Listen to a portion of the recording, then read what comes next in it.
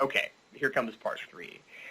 I So whose genius idea was it to give Lex Luthor an orange ring? That seemed like, especially, isn't the orange ring something to do with jealousy and greed or something like that? Yes, it is.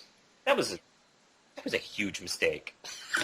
I mean, it was fun. That's like giving Joker the sanity ring. Yeah, yeah. I mean, the first thing I thought of was well, yay, it's characters I know and like.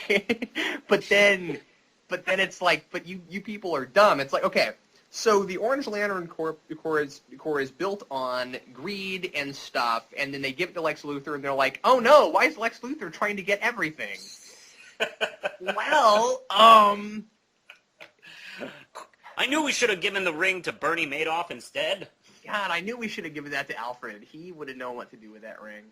Oh my, that was just, that wasn't very Maybe clever. what we should have done was given the greed ring to someone who is not greedy, and then I don't know. That's the thing. I don't really understand the idea of we have all these different emotions that are based on rings, and like I don't know how. Well, How are those Green different Lantern emotions supposed to... I don't know. I could never really figure that out. The closest I can come up with is green is awesome. Like, people who are awesome get the green ring. Now, I don't really know how Guy Gardner falls in that category, but awesome people get the green ring. Okay. No, I don't know. I have no idea. You know what? I was... You know what I was thinking all throughout this, and I think I mentioned this a couple times. Neil Gaiman's character, Death, is actually in this universe. Wait, really? Yeah, the Sandman series is in DC Universe. I thought it was Vertigo. Well, it's DC Vertigo, but that's not still DC Universe. Vertigo is a different continuity. There are a number of DC continuity characters that have appeared in the Sandman series. Martian Manhunter, really? Constantine, even Batman and Superman have showed up. Yeah, but Constantine is Vertigo. Well, Constantine started. I think Constantine started out in Swamp Thing, which was a regular DC book, but it does share sort of this. You win. Okay, but it does share it, and there have been characters that have jumped, like Dr. Destiny from the Justice League is in the first story arc. Oh, okay. And so it does share this loose continuity with the regular DCU. And I was thinking that, God, it's too bad we couldn't use Death in this, because this is definitely under her jurisdiction. Yeah, and would have been maybe more fun than, Necron or whatever. Well, I was thinking, well, I mean, part of the problem would be she would stop this instantly. Because she's easily probably one of, if you count her into the DC universe, she's probably one or two of the most powerful characters in DC.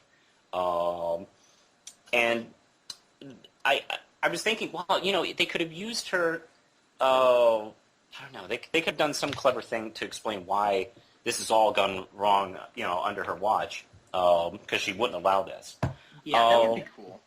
But that's neither here nor there. I can understand. I'm not sure why they can't use the Gaiman characters. I'm not sure if there's an agreement, or it's just out of respect, or maybe fear that they can't write the characters as well as his. Manos, let me ask you a question. Do you think that Marvel Zombies has anything to do with the fact that this was written? I do think it may have been an influence. I think it was pulled off better than Marvel Zombies, because I don't like Marvel Zombies. That's sad. I love Marvel Zombies. So. I find Marvel Zombies depressing. At least the first one. I didn't read anything. I think it's hilarious. Well, what's nice about Marvel Zombies is that it's its own universe, and so it can just be crazy. Be whatever it wants, yeah. Yeah, and I love that about it. But, I mean, that's neither here nor there. I think it's just a giant fun, farce, and that's what I enjoy about it. But I really think that maybe the deal with Blackest Night was, well, Marvel's got their zombies. We really need to do zombies because zombies are selling right now. And, I mean, I don't want to call Jeff Johns a tool. Jeff Johns is a great writer. I really like him a lot. But, this was probably his idea before it was DC's idea, or at least is my guess, because he's giant opus guy. He probably had this idea in his head for a long time. But still, I wonder if that wasn't somewhat of an influence. I do occasionally think it's an influence. He may have had a loose idea of something like this, and decided to address it this way with zombie-like characters. I will say I did like the art in the book mostly. Oh yeah, it's a lot of fun to look at. Yeah, it's the first time I've ever seen Mare well written or interesting. Oh yeah, good call. I've never been interested in the character. She's always kind of just stood there in stories. I've never seen her do anything. So I remember, I think it was the first or second issue. I thought, oh wow, hey, Mare's pretty cool. Oh, but that was it. I did feel sorry for her when she became the Red Lantern. I mean, who wants to be that? Yeah, I want to spit up red juice like all the time when I talk. That's not fun. I thought Sinestro was kind of fun. Sinestro was pretty well used, I will say. Hey, who do you think is going to become the White Lantern? Your guess is as good as mine. My guess is Kyle Rayner. Yeah, you think? Okay, fair enough. Just this feeling, because it should be a hero. Yeah, and it probably should be a Green Lantern. And it's going to be Guy Gardner. Oh God, that would be great, but it's not going to be. Let's face it. Actually, Guy's better when he's in someone else's shadow. So as soon as Bruce Wayne comes back, it's going to be Dick Grayson. Oh, he needs a job, so he's going to be delivering pizzas. That's great. I know you're not a big fan of the Dick Grayson Batman, and it's funny too because I agree with you 100%. Like a lot of people really like it, and I don't know. I don't like him in the bat suit. It bothers me. Yeah, it bothers me too. I'd rather just have real Batman, and I don't know. It doesn't excite me. Dick has never been like my favorite character in the Batman universe. So him becoming... It was also very typical. Like when they were talking about, someone else replacing Batman, I was thinking, hey, well, if we're going to do this, it would be fun to see Tim as Batman for a while. I haven't seen that. And he's like, 15, 16? That would have been... it would have been almost Batman Beyond-ish, actually, to have a teenage Batman. I think it should have been Clark Kent. I think they should have brought Superman back from New Krypton and let him be Batman for, 12 issues. Yeah. Just because the couple times that's happened, it's always been really funny.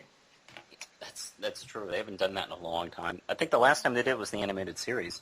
Yeah, that's the last time I remember it. And there was a cool Elseworlds thing where Superman actually grew up and was Batman. I don't know if you've ever read that, but that was cool. I have read that, actually. I think it was called... I can't remember the name of it. I don't remember either. I've got it, but I don't remember what it's called. There's a great Elseworlds where... I know we're talking about Elseworlds now. We're off topic. But there's this excellent one where Krypton, the people of Krypton, actually listened to Jor-El and left Krypton.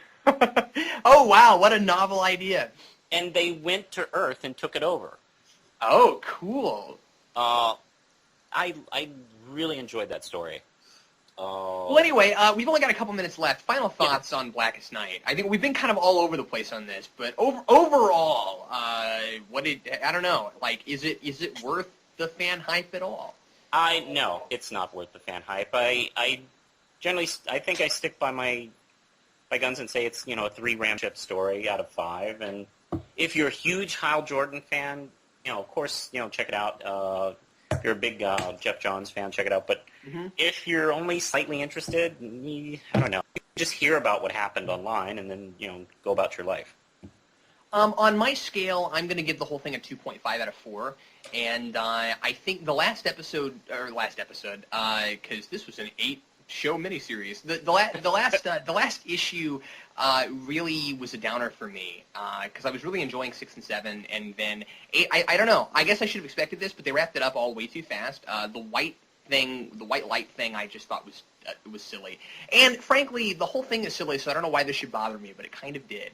And anyway, for anybody who hasn't read it and wants to read it, just know, because a lot of people don't know this, that you don't have to read every side thing. I keep wanting to push this because Vince would not read Blackest Night for the longest time because he thought it was like a 40-issue commitment. Well, it does feel like it sometimes. And it's not. You can just get the main book. You can just read the 8. So yeah, for folks who haven't read it yet and want to read it, wait for trade. It's kind of fun. I think I'm giving it better than average points, but I'm not going to go as far as a 3. I think it's a 2. I think it's a 2.5 story. So that's all I've got. There we go. Me too. Okay. Well, thanks a lot for listening. I'm Captain Logan. This has been The Real Manos, and I will see you on the next thing I post, whenever that happens to be. And by the way, check out Manos' channel. He does really excellent comic book reviews, and I think Manos and I are going to start doing some somewhat regular comic book reviews, right? Excellent. Yes. Awesome. Okay. Looking forward to that. Thanks. See you later. Thank you.